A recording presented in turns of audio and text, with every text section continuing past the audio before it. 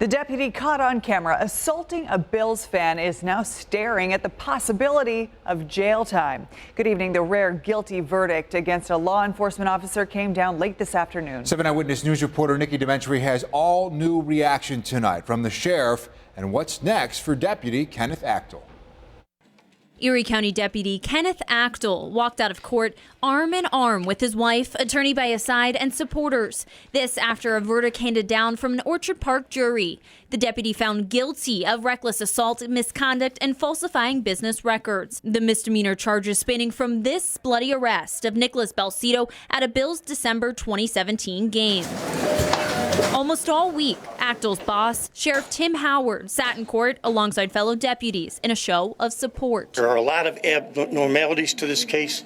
All of the police officers that were sitting in here were equally shocked by it, and I guess we're going to have to wait and see what the future brings. Sheriff Howard calling out the district attorney's office on the handling of this case, specifically over Belcito's dropped charges. Why charges were dismissed without even talking to the deputies, if they found fault with the case, why it was never addressed. Because the decision's not up to him, the decision's up to me. Howard also critical of the release of body camera footage. Instead of talking with members of the sheriff's office, someone in the district attorney's office released the body camera footage after the criminal charges were dismissed. Erie County District Attorney John Flynn says he was well within his rights to give the footage to attorneys. He says it wasn't easy for him to prosecute another law enforcer, what he calls a teammate, but says justice was served. In order to maintain good order and discipline, I need to prosecute anyone who commits a crime.